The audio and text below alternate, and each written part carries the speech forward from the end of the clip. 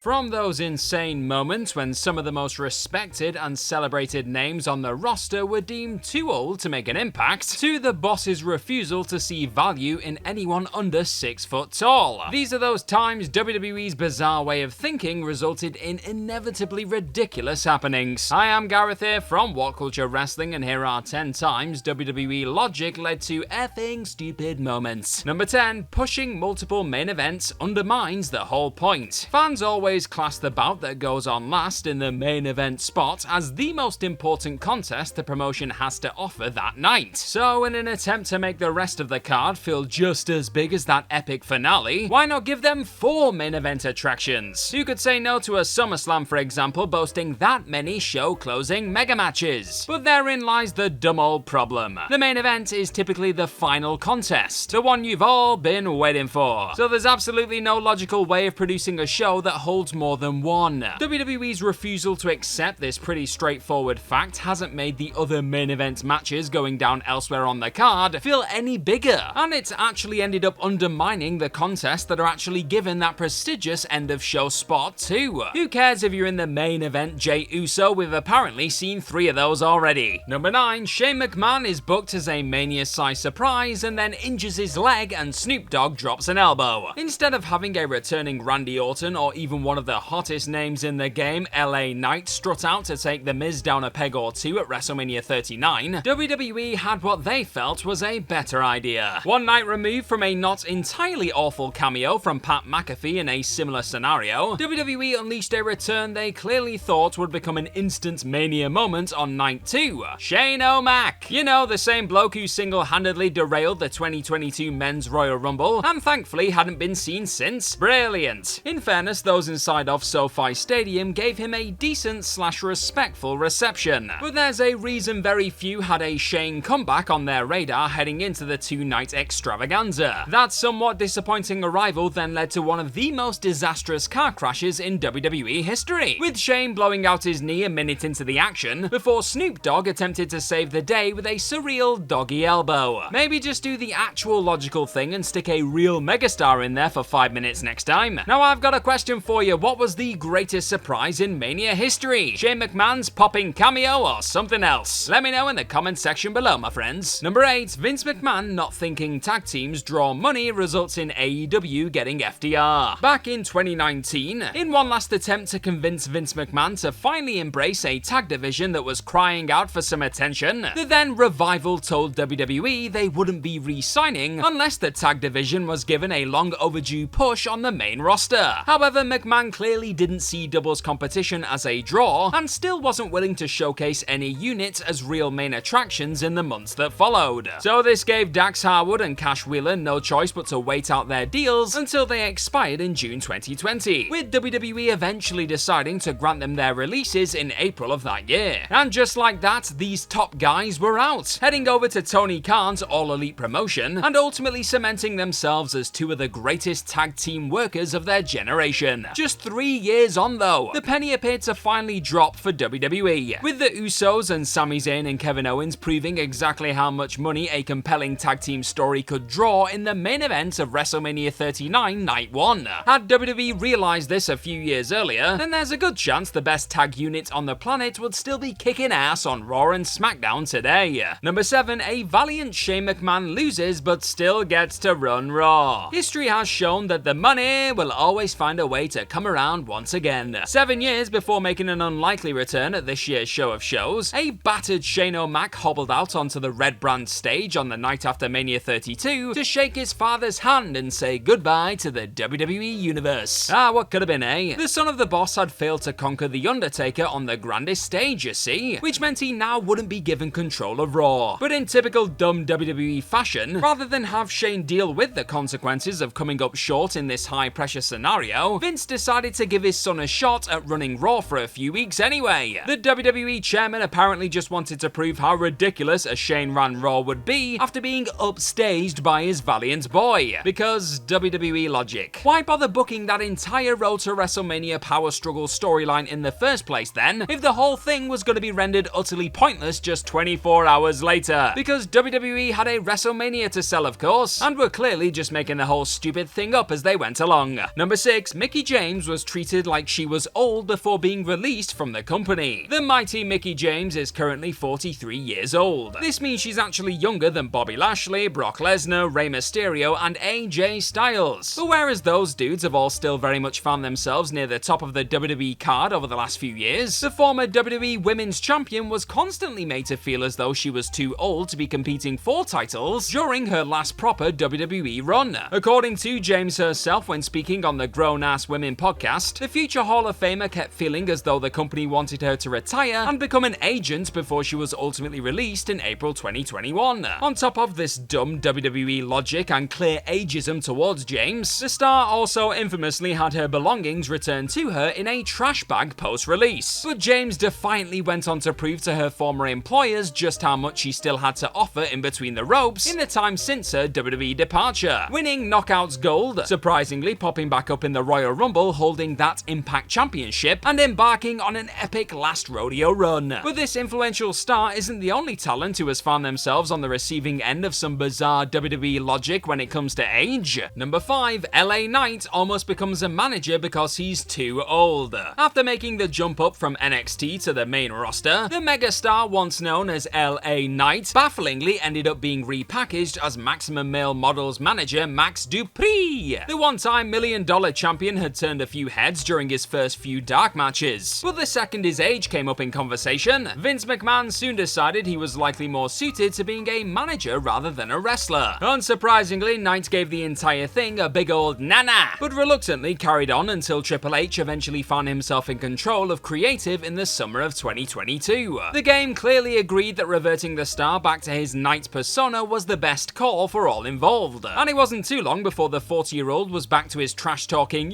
spouting ways of old. And just to really highlight how insane that initial call to have the popular figure go full Dupree really was, this year's Senior Money in the Bank Damian Priest is currently the exact same age as the apparently over-the-hill Knight. Work that one out. Number 4, Sasha Banks and Naomi are buried for walking out, but Brock isn't. Then women's tag team champions Sasha Banks and Naomi decided enough was enough back in May 2022, dumping their belts on then head of talent relations John Laurinaitis' desk due to creative frustrations and walking out on that edition of Raw. Brock Lesnar then went and did something similar a few months later, storming out of a SmackDown show on the back of being pissed over Vince McMahon's sudden retirement. Yet while the aforementioned ladies were ultimately suspended and buried on WWE programming in the wake of their walkout, Brock was welcomed back onto the Blue Show before the end of the night, with a star who also once turned his back on WWE in CM Punk being quick to call out these evident double standards. And unsurprisingly, both Banks and Naomi eventually didn't opt to return to WWE TV down the road, instead popping up in New Japan Pro Wrestling and Impact respectively in 2023. The way WWE decided to handle the pair's exit already felt pretty petty and foolish even before Lesnar's own brief departure, but their blatant and rather stupid one rule for one star and another for the other's approach to Brock splitting on the day of a show likely didn't do much to convince either woman it was worth sticking around in this illogical workplace. Number 3, Daniel Bryan does what he's told and gets fired. Heading into the debut of the rebellious Nexus faction on the main roster in 2010, all of the lads involved in the eventual invasion of the Red Brand were told to create havoc and make an impact during their first night on Raw as the Black and Yellow Menaces. According to ring announcer Justin Roberts, that is, and that's exactly what Daniel Bryan did. However, his decision to choke the life out of Roberts with his own tie didn't go down very well with sponsors. So despite Vince McMahon and everyone in the back reportedly being happy about the way the angle went down, the future world champion was shockingly sacked a few days later due to his committed actions being classed as too violent for WWE TV. Bryan also spat on John Cena during the Nexus attack before quickly apologizing for both that and the infamous choking in the aftermath. But the fact he was still ultimately booted out of the company for a spell after simply committing to some not exactly specific WWE orders seemed pretty ridiculous then and still does over a decade later. Number 2, the Nexus heels are made to change outside the locker room despite being in the main event. Daniel Bryan's bizarre exit from WWE wasn't the only time the Nexus had to deal with some stupid company logic during their early days on the main roster. In what the one-time Black and Gold Gang's leader Wade Barrett classed as one of the dumbest things he's ever experienced in his whole life, the no-nonsense Brit recalled to Ryan Satin on his Out of Character podcast a time when the group were oddly banned from the locker room. The person person in charge of looking after the newcomers felt that the invading unit shouldn't be changing with their WWE colleagues, due to them being seen as outsiders at the time, which actually did make a little bit of sense. However, by the time the lads were main eventing SummerSlam and Survivor Series, the fact they were still being forced to get changed in hallways as staff members walked past was something that Barrett felt just didn't benefit the rising stars at the time. What started out as an interesting way to add some authenticity to the invasion soon turned into a pretty frustrating reality for the rookies. But in WWE's mind, these new lads needed to continue living the outsider life even after earning WWE contracts, because reasons. And number 1, Vince McMahon thinking Christopher Daniels was too small leads to a dumb twist. Going down in history as arguably the most ridiculous and baffling twist in WWE history, Vince McMahon suddenly revealed himself as the person responsible for terrorizing both his daughter and